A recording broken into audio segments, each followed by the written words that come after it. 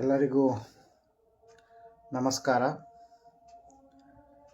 ಪ್ರತಿ ಶನಿವಾರದಂತೆ ಈ ಶನಿವಾರವೂ ಸಹ ತಮ್ಮೊಂದಿಗೆ ಕೆಲವೊಂದು ವಿಚಾರಗಳನ್ನು ಹಂಚಿಕೊಳ್ಳಲು ಇಷ್ಟಪಡ್ತೇನೆ.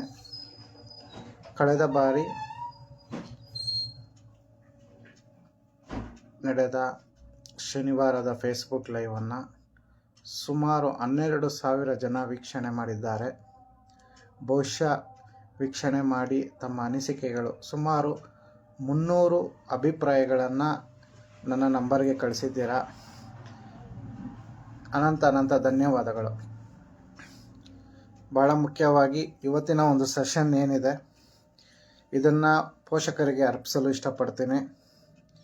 ಭಾಳ ಮುಖ್ಯವಾಗಿ ಪ್ರತಿಯೊಬ್ಬ ವಿದ್ಯಾರ್ಥಿಯ ಪ್ರಮುಖ 2 ಘಟ್ಟ ಹಾಗೂ ತಂದೆ ತಾಯಿಯ ತಮ್ಮ ಮಕ್ಕಳ ಮೇಲಿನ ಬೆಟ್ಟದ ಕನಸು 2 ಅವೇ SLC ಮತ್ತು PUC ಪರೀಕ್ಷೆಗಳು. ಬಂಧುಗಳೇ, ಕನಸನ್ನು ಕಾಣಬೇಕು. ಆ ಕನಸನ್ನು ಬೆನ್ನತ್ತಿ ಹೊರಟಂಥ ಸಂದರ್ಭದಲ್ಲಿ ಸಂಭವಿಸುವ ಅನಾಹುತಗಳು, ನಾವು ಮೈಮರೆಯುವಂಥದ್ದು ಅಥವಾ ಶ್ರದ್ಧಾ ಹಿತಾಸಕ್ತಿ ಇಲ್ಲದೇ ಇರತಕ್ಕಂಥದ್ದು, ಇವುಗಳು. ಮೊದಲನೇದಾಗಿ 2 ಭಾಗವಾಗಿ ವಿಂಗಡಿಸೋಣ. ಒಂದು ವಿದ್ಯಾರ್ಥಿ ಜೀವನ, ಮತ್ತೊಂದು ಪೋಷಕರ ಜವಾಬ್ದಾರಿ. ಈ 2ರಲ್ಲಿ ಮೊದಲನೇದಾಗಿ ವಿದ್ಯಾರ್ಥಿಗಳ ಜೀವನವನ್ನು ನಾವು ಚಿಂತಿಸೋಣ.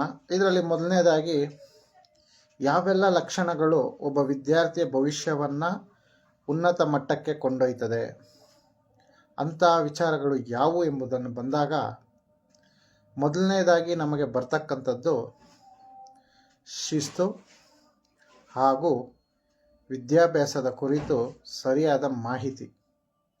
ಬಹಳ ಮುಖ್ಯವಾಗಿ ವಿದ್ಯಾರ್ಥಿ ದಶೆಯಲ್ಲಿ ನಾವುಗಳು SLC ಪರೀಕ್ಷೆ ಅಥವಾ PUC ಪರೀಕ್ಷೆ ಮಾತ್ರ ಯೋಚಿಸುತ್ತೇವೆ. ನನ್ನ ಪ್ರಕಾರ ಅದು ತಪ್ಪು. ನಾವು ಮಾಡಬೇಕಾಗಿರ್ತಕ್ಕಂಥದ್ದು ವಿದ್ಯಾರ್ಥಿಗಳಾಗಿ ನಮ್ಮ ಮೊದಲನೇ ಕರ್ತವ್ಯ ಈ ದಿನದ ಪಾಠ ಪ್ರವಚನಗಳನ್ನು ಶ್ರದ್ಧಾಭಕ್ತಿಯಿಂದ ಓದ್ತಕ್ಕಂಥದ್ದು. ಈ ದಿನ ಶಾಲೆಗೆ ಹೋಗಿರ್ತಕ್ಕಂಥ ವಿಚಾರಗಳನ್ನು ಇವತ್ತೇ ಸಂಪೂರ್ಣಗೊಳಿಸ್ತಕ್ಕಂಥದ್ದು. ಇದು ಬಹಳ ಮುಖ್ಯ.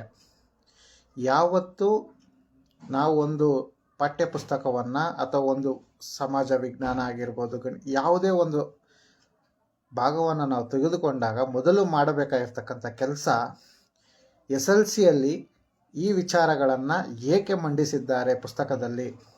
ಭಾಳ ಮುಖ್ಯವಾಗಿ 8th ಮತ್ತು 9th ಮತ್ತು 10th ಮ್ಯಾಥ್ಸು ಮತ್ತು ಸೈನ್ಸು ಮತ್ತು ಸೋಷಿಯಲ್ ಬುಕ್ಸ್ನ ದಯವಿಟ್ಟು ಯಾರಿಗೂ ಕೊಡಬೇಡಿ.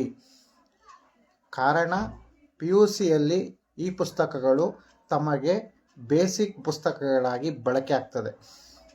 ಈ ಪುಸ್ತಕಗಳಲ್ಲಿ 8th 9th 10th ಪುಸ್ತಕಗಳೇನಿದೆ ಇದು ನಿಮ್ಮ ವಿದ್ಯಾರ್ಥಿ ಜೀವನವನ್ನು ಮತ್ತೊಂದು ಹಂತಕ್ಕೆ ಕೊಂಡೊಯ್ತಕ್ಕಂಥ ನಿಮ್ಮ ದಾರಿದೀಪಗಳಾಗಿವೆ. ಯಾಕೆ ಅಂತಂದರೆ 8th ಕೊಟ್ಟಿರ್ತಕ್ಕಂಥ ವಿಚಾರಗಳನ್ನು 9th ಇನ್ನಷ್ಟು ವಿಸ್ತರಿಸಲಾಗಿರುತ್ತೆ. 9th ಕೊಟ್ಟಿರ್ತಕ್ಕಂಥದ್ದನ್ನು 10th ವಿಸ್ತರಿಸಲಾಗಿರುತ್ತೆ.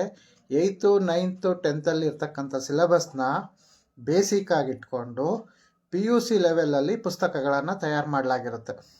ಹಾಗಾದರೆ ವಿದ್ಯಾರ್ಥಿಯ ಮೊದಲ ಕರ್ತವ್ಯ ನಮಗೆ ನೀಡಿರ್ತಕ್ಕಂಥ ಪಾಠ್ಯಪುಸ್ತಕ ಯಾವ ಕಾರಣಕ್ಕೆ ನೀಡಿದ್ದಾರೆ, ಪ್ರತಿ ಪುಸ್ತಕದಲ್ಲಿರ್ತಕ್ಕಂಥ ಮುನ್ನುಡಿಯನ್ನು ಮೊದಲು ನಾವು ಓದಬೇಕು. ಆ ಮುನ್ನುಡಿಯಲ್ಲಿ ಯಾತಕ್ಕಾಗಿ ಈ ಪುಸ್ತಕ ಬರೆಯಲಾಗಿದೆ, ಈ ಪುಸ್ತಕ ಯಾವ ವಿಚಾರಗಳನ್ನು ಒಳಗೊಂಡಿದೆ, ಇವೆಲ್ಲವುಗಳನ್ನು ಆ ಪುಸ್ತಕ ತಿಳಿಸುತ್ತೆ.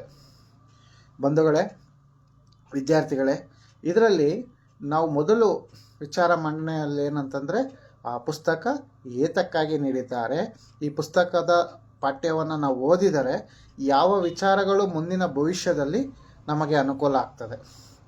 2ನೇದು ನಿರ್ದಿಷ್ಟ ಮಾರ್ಗದರ್ಶನ. ಪ್ರತಿದಿನ ಓದಲಿಕ್ಕೆ ಮತ್ತು ವಿದ್ಯಾಭ್ಯಾಸಕ್ಕೆ ಸಮಯವನ್ನು ನಿಗದಿ ಮಾಡಬೇಕು. ಇದು ಬಹಳ ಮುಖ್ಯ.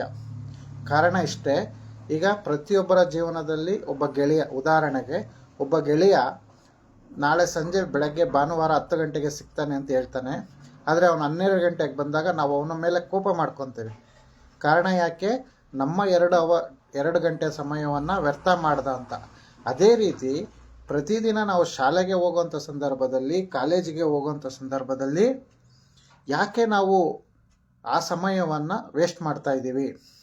ಶಾಲೆಯಲ್ಲಿ ಕಲಿಸಿರ್ತಕ್ಕಂಥದ್ದನ್ನು ನಾವು ಓದಬೇಕು, ಅದೇ ಶಾಲೆಯಲ್ಲಿ ಕಲಿಸಿರ್ತಕ್ಕಂಥ ವಿಚಾರಗಳನ್ನು ಮನೆಯಲ್ಲಿ ಓದಬೇಕು. ಇವುಗಳು ಎರಡಕ್ಕೂ ಪೂರಕವಾಗಿ ಏನು ಅನುಕೂಲ ಆಗ್ತದೆ ಅಂತಂದರೆ, ಸುಮಾರು ಬಾರಿ ಓದುವುದಕ್ಕಿಂತ, ಸುಮಾರು ಬಾರಿ ಬರೆಯುವುದಕ್ಕಿಂತ ಏಕಾಗ್ರತೆ, ಒಂದು ಒಳ್ಳೆಯ ಗುರಿ ಮತ್ತು ಹಿತಾಸಕ್ತಿ, ಅದರೆಲ್ಲಕ್ಕಿಂತ ಕಠಿಣ ಪರಿಶ್ರಮ, ಇದು ವಿದ್ಯಾರ್ಥಿ ಜೀವನದ ಅತ್ಯಮೂಲ್ಯವಾದಂಥದ್ದು. ಭಾಳ ಮುಖ್ಯವಾಗಿ ವಿದ್ಯಾರ್ಥಿ ದಶೆಯಲ್ಲಿ ನಾನು ಕಂಡಂಥದ್ದು, ಯಾಕಂತಂದರೆ ನಾನು ಒಬ್ಬ ವಿದ್ಯಾರ್ಥಿಯಾಗಿ ಇವತ್ತು ಬಂದಿದ್ದೀನಿ. ಯಾಕೆ ನಮ್ಮ ಚಿಕ್ಕಬಳ್ಳಾಪುರ ಭಾಗಕ್ಕೆ ನಾವು ಇವತ್ತು ಈ ಟಾಪಿಕ್ ತೊಗೊಂಡಿದ್ದೀವಿ ಅಂತಂದರೆ, ಸರಿಸುಮಾರು 80% ಕೃಷಿ ಕಾರ್ಮಿಕ ಪೋಷಕರಿದ್ದಾರೆ. ಅವರಿಗೆ ನಾವಂತೆ ನಮ್ಮ ಮಕ್ಕಳು ಆಗಬಾರ್ದು ಅನ್ನೋ ಒಂದೇ ಉದ್ದೇಶಕ್ಕೆ ನಮ್ಮನ್ನು ಶಾಲೆಗಳಿಗೆ ಸೇರಿಸಿದ್ದಾರೆ. ಆದರೆ ನಾವು ವಿದ್ಯಾರ್ಥಿಗಳಾದಂಥ ನಾವೇನು ಮಾಡ್ತಿದ್ದೀವಿ? ತಂದೆ ಮೊಬೈಲು, ತಾಯಿ ಮೊಬೈಲು, ಈ ಥರ ಅನವಶ್ಯಕವಾದಂತಹ ಹವ್ಯಾಸಗಳನ್ನು ನಾವು ಬೆಳೆಸ್ಕೊಳ್ತಾ ಇದ್ದೀವಿ. ಫ್ರೆಂಡ್ಸ್ ಜೊತೆ ಮಾತಾಡೋವಂಥದ್ದು, ತಂದೆ ತಾಯಿ ಮೊಬೈಲಲ್ಲಿ ಬೇರೆ ಹೆಸರಿಂದ Instagram account, Facebook account, reels ಮಾಡ್ತಕ್ಕಂಥದ್ದು, ರೀಲ್ಸ್ ವೀಕ್ಷಣೆ ಮಾಡ್ತಕ್ಕಂಥದ್ದು ದಯವಿಟ್ಟು ಬೇಡ. ಇವುಗಳನ್ನು ಪರೀಕ್ಷಾ ಸಮಯದಲ್ಲಿ ಸಂಪೂರ್ಣವಾಗಿ ತ್ಯಜಿಸಿ. ಕಾರಣ ಇಷ್ಟೇ, ಮುಂದಿನ ದಿನಗಳಲ್ಲಿ ನಮ್ಮ ಭವಿಷ್ಯ ಅತ್ಯುನ್ನತ ಸ್ಥಾನಕ್ಕೆ ಹೋಗಬೇಕಿದೆ. ಇವತ್ತು ನಮಗೆ ಉದಾಹರಣೆಯಾಗಿ ನಮ್ಮ ಚಿಕ್ಕಬಳ್ಳಾಪುರ ಅದೃಷ್ಟವಂತರು. ನಾವು ಚಿಕ್ಕಬಳ್ಳಾಪುರ ಜಿಲ್ಲೆಯಲ್ಲಿ ಅತ್ಯಂತ ಯಶಸ್ಸನ್ನು ಸಾಧಿಸಿರ್ತಕ್ಕಂಥವ್ರು ಮೊದಲನೇದಾಗಿ ನಮ್ಮ ಚಿಕ್ಕಬಳ್ಳಾಪುರದವರೇ ಆದಂತಹ ನಮ್ಮ ಮುದ್ದೇನಹಳ್ಳಿ ಗ್ರಾಮದ ವಿಶ್ವದ ಇಂಜಿನಿಯರ್ ಎಂದೇ ಕರೆಯಲ್ಪಡುವ, ವಿಶ್ವ ಗುರುತಿರ್ತಕ್ಕಂತಹ ಸರ್ MV ವಿಶ್ವೇಶ್ವರಯ್ಯವರು. ಸರ್ MV ಅವ್ರನ್ನ ಯಾಕೆ ನಾವು ಇಷ್ಟಪಡ್ತೀವಿ ಅಂತಂದರೆ, ಇವತ್ತು ಮಂಡ್ಯದಲ್ಲಿ ಪ್ರತಿ ಮನೆಯಲ್ಲಿ, ಪ್ರತಿ ಹಳ್ಳಿಯಲ್ಲಿ ಅವರ ಹೆಸರಿನಲ್ಲಿ ಒಂದು ಶಿಲೆ, ಒಂದು ಶಾಲೆ, ಒಂದು ಅಂಗನವಾಡಿ, ಹೀಗೆ. ಕಾರಣ ಏನಂತಂದರೆ ಅವರು ಕಟ್ಟಿರ್ತಕ್ಕಂತಹ KRS ಡ್ಯಾಮ್. ಅದೇ ರೀತಿ ಜಕ್ಕಲಮಡುಗುಗೆ ಮೊದಲು ಅಣೆಕಟ್ಟನ್ನು ಕಟ್ಟಿದವರು ಸಹ ಸರ್ ಎಂ ವಿಶ್ವೇಶ್ವರಯ್ಯನವರು. ಅವತ್ತಿನ ಸಂದರ್ಭದಲ್ಲಿ ಅವರು ಇನ್ನೂ ಹೆಚ್ಚಿನ ಪಶ್ಚಿಮ ಘಟ್ಟಗಳನ್ನು, ನಾನು ಮೊದಲನೇ ವಿಡಿಯೋದಲ್ಲಿ ಹೇಳಿದಾಗೆ, ನಮ್ಮ ಕೆರೆಗಳ ಅಭಿವೃದ್ಧಿ ಮಾಡಿದರೆ ನಮ್ಮ ಪಶ್ಚಿಮ ಘಟ್ಟದಂಥ ಸಾಲಿನಲ್ಲಿರ್ತಕ್ಕಂಥ ನೀರನ್ನು ಶೇಖರಣೆ ಮಾಡಬಹುದು. ಅಂತಹ ಇಂಜಿನಿಯರ್ ಪಡೆದಂಥ ನಮ್ಮ ಚಿಕ್ಕಬಳ್ಳಾಪುರ ಎಲ್ಲ ವಿದ್ಯಾರ್ಥಿಗಳಿಗೆ ಮೊದಲನೇದಾಗಿ ಸ್ಫೂರ್ತಿದಾಯಕವಾಗ್ತದೆ. ಎರಡನೇದು ಸರ್ ಸಿ ವಿ ರಾಮನ್ ಅವರು, ನಮ್ಮ ಚಿಕ್ಕಬಳ್ಳಾಪುರವರು. HN ನರಸಿಂಹಯ್ಯವರು, ಅವರು ನಮ್ಮ ಚಿಕ್ಕಬಳ್ಳಾಪುರ ಜಿಲ್ಲೆಯವರು. ಹಾಗೆ ಕೈವಾರ ತಾತಯ್ಯನವರು ಆಧ್ಯಾತ್ಮಿಕ ಮತ್ತು ಸಾಮಾಜಿಕ ಕಳಕಳಿಯನ್ನು ಹೊಂದಿರತಕ್ಕಂಥದ್ದು. ಹಾಗೂ ಇವತ್ತಿನ ನಮ್ಮ ಚಿಕ್ಕಬಳ್ಳಾಪುರದಲ್ಲಿರ್ತಕ್ಕಂತಹ ಸೂಪರ್ಡೆಂಟ್ ಪೊಲೀಸ್ ಆಗಿರ್ಬೋದು, ಆಮೇಲೆ ಭಾಳ ಮುಖ್ಯವಾಗಿ ನೆಕ್ಸ್ಟು DC ಸಾಹೇಬರಾಗಿರ್ಬೋದು, ನ್ಯಾಯಾಧೀಶರಾಗಿರ್ಬೋದು, ಅನೇಕ ಇಲಾಖೆ ಅಧಿಕಾರಿಗಳಾಗಿರ್ಬೋದು, ಅಥವಾ ತಮ್ಮ ಗ್ರಾಮಗಳಲ್ಲಿ ಇವತ್ತು ಯಶಸ್ಸನ್ನು ಸಾಧಿಸಿ ವೃತ್ತಿ ನಿರ್ವಹಿಸ್ತಾ ಇರ್ತಕ್ಕಂಥ ಡಾಕ್ಟರ್ಸ್ ಆಗಿರ್ಬೋದು, ಇಂಜಿನಿಯರ್ಸ್ ಆಗಿರ್ಬೋದು, ಇವುಗಳನ್ನು ನಾವು ರೋಲ್ ಮಾಡೆಲ್ಸ್ ಆಗಿ ತಗೊಬೇಕು. ಯಾವುದೇ ಒಬ್ಬ ವ್ಯಕ್ತಿಯಲ್ಲಿ ಒಳ್ಳೆಯದು ಕೆಟ್ಟದ್ದು ಎರಡೂ ಇರುತ್ತೆ ವಿದ್ಯಾರ್ಥಿಗಳೇ. ಅದರಲ್ಲಿ ನಾವು ಒಳ್ಳೆಯದನ್ನು ಮಾತ್ರ ಆಯ್ಕೆ ಮಾಡ್ಕೊಳ್ಳೋಣ. ಅಂತಹ ಆಯ್ಕೆ ಮಾಡ್ಕೊಂಥ ಸಂದರ್ಭದಲ್ಲಿ ನಮ್ಮ ಜೀವನದ ಶಿಕ್ಷಣದಲ್ಲಿ ಒಬ್ಬರನ್ನು ನಾವು ರೋಲ್ ಮಾಡೆಲ್ ಆಗಿ ತಗೊಬೇಕು. ಅದು ನಮ್ಮ ಅಪ್ಪ ಆಗಿರ್ಬೋದು, ನಮ್ಮ ತಾಯಿ ಆಗಿರ್ಬೋದು, ನಮ್ಮ ಅಕ್ಕ ಆಗಿರ್ಬೋದು, ಅಣ್ಣ ಆಗಿರ್ಬೋದು, ತಮ್ಮ ಆಗಿರಬಹುದು. ಯಾಕೆಂತಂದರೆ ಯಾರು ಜೀವನದಲ್ಲಿ ಯಶಸ್ಸನ್ನು ಸಾಧಿಸಿರ್ತಾರೆ ಅವರನ್ನು ನಾವು ರೋಲ್ ಮಾಡೆಲ್ ಆಗಿ ವಿದ್ಯಾರ್ಥಿಗಳು ಇಟ್ಕೊಬೇಕು. ಮೊದಲನೇದು ಸಬ್ಜೆಕ್ಟ್ ಯಾಕೆ ಕೊಟ್ಟಿದ್ದಾರೆ ಅಂತ ಪ್ರಿಪೇರ್ ಆಗಿ. ಎರಡನೇದು ಒಂದು ಗುರಿಯನ್ನು ಇಟ್ಕೊಳ್ಳಿ. ಆ ಗುರಿಯನ್ನು ಬೆನ್ನಟ್ಟಿ ಹೋಗಬೇಕೇ ಹೊರತು ನಾವು ಯಾವುದೇ ಕಾರಣಕ್ಕೂ ಅಪ್ಪ ಓದಿಸ್ತಾ ಇದ್ದಾರೆ, ನಾನು ಒಳ್ಳೆ ಕಾಲೇಜಲ್ಲಿ ಸೇರಿದೆ, ನನಗೆ ಒಳ್ಳೆ ಬಿಲ್ಡಿಂಗ್ ಸಿಕ್ಕಿದೆ, ಇದಲ್ಲ. ಇದಾದ ನಂತರ ಮತ್ತೊಂದು ಬಹಳ ಮುಖ್ಯವಾದಂಥದ್ದು, ಪರೀಕ್ಷೆಗಳನ್ನು ತೆಗೆದುಕೊಳ್ಳುವ ಮುಂಚೆ ಈಗ SLC ಮತ್ತು PUCಗೆ ಪ್ರಿಪ್ರೇಟ್ರಿಗಳು ನಡೆದಿದೆ, ಅನೇಕ ಪರೀಕ್ಷೆಗಳು ಇದುವರೆಗೂ ನಡೆದಿದೆ. ಆ ಹಳೆಯ ಪ್ರಶ್ನೆ ಪತ್ರಿಕೆಗಳನ್ನು ಸಾಲ್ವೇಷನ್ ಮಾಡಬೇಕಂಥದ್ದು. ದಯವಿಟ್ಟು ಮುಂದಿನ ಪರೀಕ್ಷೆ 2 ತಿಂಗಳು ಮುಗಿಯುವವರೆಗೂ ಮದುವೆ ಮುಂಜಿ ಸಮಾರಂಭಗಳು ಎಲ್ಲವನ್ನ ನಿಲ್ಲಿಸಿ. ಆಧ್ಯಾತ್ಮಿಕ ಬಹಳ ಮುಖ್ಯವಾಗಿ ನಾನು ಅದನ್ನು ಹೇಳಕ್ಕೆ ಹೊರಟಂಥದ್ದು ಏನಂತಂದರೆ, ಹಳೆಯ ಪ್ರಶ್ನೆ ಪತ್ರಿಕೆಗಳನ್ನು ಮತ್ತು ನಿಮ್ಮ ಪಾಠ್ಯಪುಸ್ತಕಗಳನ್ನು ನೋಟ್ಸನ್ನು ಓದೋದಕ್ಕಿಂತ ಹೆಚ್ಚಿನಾಗಿ ಪಾಠ್ಯಪುಸ್ತಕಗಳಿಗೆ ಹೆಚ್ಚು ಪ್ರಾಧಾನ್ಯತೆ ನೀಡಿ. ಒಂದೇ ಪುಸ್ತಕವನ್ನು ಬರೆದಿರ್ತಕ್ಕಂಥ 4-5 ಆಥರ್ಸ್ ಇರ್ತಾರೆ. ಸೊ PUC ಅವರು ಆ 4-5 ಆಥರ್ಸ್ನ ಬುಕ್ಸ್ನ ಓದಬೇಕು. ಇದಾದ ನಂತರ ಈ ಸಂದರ್ಭದಲ್ಲಿ ಪರೀಕ್ಷೆ ಸಮಯದಲ್ಲಿ ನಾವು ಏನು ಮಾಡಬೇಕು ಅಂದರೆ, ಮೊದಲನೇದಾಗಿ ನಾವು ಆರೋಗ್ಯ ಕಡೆ ಗಮನ ಕೊಡಬೇಕು. ಒಳ್ಳೆ ಉತ್ತಮ ಪೌಷ್ಟಿಕಾಂಶ ಆಹಾರಗಳನ್ನು ಮಾತ್ರ ಸೇವಿಸಬೇಕು ಪರೀಕ್ಷೆ ಮುಗಿಯೋವರೆಗೂ. ಎರಡನೇದು ಸಮಯ ಪಾಲನೆ ಮಾಡಬೇಕು. ಕೆಟ್ಟ ಹವ್ಯಾಸ ಚಟಗಳನ್ನು ಬದಿಗೊತ್ತಬೇಕು. ಭಾಳ ಮುಖ್ಯವಾಗಿ ಮೆಡಿಟೇಷನ್ನ ಮಾಡಬೇಕು. ಮತ್ತು ಪ್ರತಿದಿನ ಮಲಗುವ ಮುಂಚೆ 10 ನಿಮಿಷ ತಾವು ಮಲಗುವ ಹಾಸಿಗೆ ಅಥವಾ ಬೆಡ್ ಮೇಲೆ ಕುಳಿತು ಕಣ್ಣನ್ನು ಮುಚ್ಚಿ ದೀಪವನ್ನು ಆರಿಸಿ ಈ ಬೆಳಗ್ಗೆ ಎದ್ದಾಗಿನಿಂದ ಮಲಗುವ ತನಕ ಆಗಿರೋ ವಿಚಾರಗಳನ್ನು, ಜೊತೆಗೆ ಯಾವ ಸಬ್ಜೆಕ್ಟ್ ಓದಿದ್ದೀವಿ, ಏನು ಮಾಡಿದ್ದೀವಿ, ನಾಳೆ ಯಾವುದು ಓದಬೇಕು ಎಂಬ ವಿಚಾರಗಳನ್ನು ಮನದಟ್ಟು ಮಾಡಿ ನಂತರ ಮಲಗಬೇಕು. ಇದೆಲ್ಲದರ ನಂತರ ಮನೆಯಲ್ಲಿರ್ತಕ್ಕಂಥ ಕಷ್ಟಗಳಾಗಿರ್ಬೋದು, ಮನೆಯಲ್ಲಿರ್ತಕ್ಕಂಥ ದುಃಖಗಳಾಗಿರ್ಬೋದು, ಮನೆಯಲ್ಲಿರ್ತಕ್ಕಂಥ ಸಂತೋಷ ಕಾರ್ಯಕ್ರಮಗಳಾಗಿರ್ಬೋದು, ಇದೆಲ್ಲದಕ್ಕಿಂತ ಬಹಳ ಮುಖ್ಯವಾದದ್ದು ವಿದ್ಯಾರ್ಥಿಗಳೇ, ನಿಮ್ಮ ಜೀವನವನ್ನು ನೀವೇ ರೂಪಿಸಿಕೊಳ್ಳಕ್ಕಂಥದ್ದು. ಯಾವುದೇ ಪೋಷಕರು ತಮ್ಮನ್ನು ಶಾಲೆಗೆ ಕಾಲೇಜಿಗೆ ಕಳಿಸ್ತಾ ಇರ್ತಕ್ಕಂಥ ಉದ್ದೇಶ ನೀವು ಸಂಪಾದನೆ ಮಾಡಿ ನೀವು ಅವರಿಗೆ ಹಣ ನೀಡುತ್ತೀರಿ ಎಂದಲ್ಲ. ಸಮಾಜದಲ್ಲಿ ಪೋಷಕರಿಗಿಂತ ನೀವು ಉನ್ನತ ಸ್ಥಾನಕ್ಕೆ ಹೋಗ್ಬೇಕಂತೇಳಿ ಅವ್ರು ಮಾಡ್ತಾ ಇದ್ದಾರೆ. ಹಾಗಾಗಿ ನಾವು ಮಾಡಬೇಕಾಗಿರ್ತಕ್ಕಂಥ ಕೆಲಸ ವಿದ್ಯಾರ್ಥಿ ಜೀವನವನ್ನು ಮತ್ತಷ್ಟು ಬಲಿಷ್ಠಗೊಳಿಸ್ಕೊಳ್ಬೇಕು. ವಿದ್ಯಾಭ್ಯಾಸ ಅಂದರೆ ಉತ್ತಮ ಶಿಕ್ಷಣ ಸಂಸ್ಥೆಯಲ್ಲಿ ಶಿಕ್ಷಣ ಪಡೆಯೋದಲ್ಲ, ಓದಿರ್ತಕ್ಕಂಥ ವಿಚಾರವನ್ನು ಮನಸ್ಸಿನಲ್ಲಿ ಬೆಳೆಸ್ಕೊಳ್ತಕ್ಕಂಥದ್ದು. ಬಹಳ ಒಂದು ಉದಾಹರಣೆ ಕೊಡ್ತೇನೆ ಬಂಧುಗಳೇ, ವಿದ್ಯಾರ್ಥಿಗಳೇ. ನೋಡಿ, ವಿಧಾನಸೌಧದ ಮೇಲೆ ಕಾಯಕವೇ ಕೈಲಾಸ ಅಂತ ಇದ್ದೇವೆ ಹೊರತು ಎಲ್ಲೂ ಸಹ ಓದಿದವರಿಗೆ ಕೆಲಸ ಕೊಡ್ತೀವಿ ಅಂತಿಲ್ಲ. ಹಾಗಾದರೆ ಏನನ್ನು ಮಾಡಬೇಕು ನಾವು?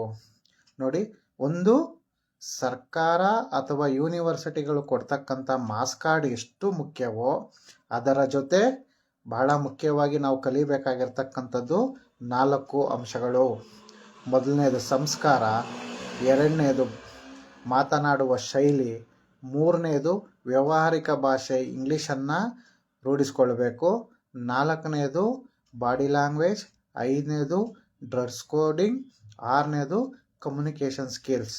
ಇವೆಲ್ಲವನ್ನು ನಾವು ಬೆಳೆಸ್ಕೊಳ್ಬೇಕು. ಇದರ ಜೊತೆ ಭಾಳ ಮುಖ್ಯವಾಗಿ ಮತ್ತೊಂದು ಕೆಲಸ ಯಾವುದಪ್ಪ ಅಂತಂದರೆ, ವಿದ್ಯಾಭ್ಯಾಸದ ಜೊತೆಗೆ ಕಂಪ್ಯೂಟರ್ನ ಜ್ಞಾನವನ್ನು ಸಹ ನಾವು ಬಳಸ್ಕೊಳ್ಬೇಕು. ಕಂಪ್ಯೂಟರ್ ಶಿಕ್ಷಣ ಪ್ರತಿಯೊಬ್ಬ ವಿದ್ಯಾರ್ಥಿಗೂ ಅವಶ್ಯಕತೆ ಇದೆ. ಕೆಲವರು ಹೇಳ್ಬೋದು, ನನಗೆ ಕಂಪ್ಯೂಟರ್ ಅಷ್ಟು ಗೊತ್ತಾಗಲ್ಲ, ಕಂಪ್ಯೂಟರ್ ಓದಿಲ್ಲ.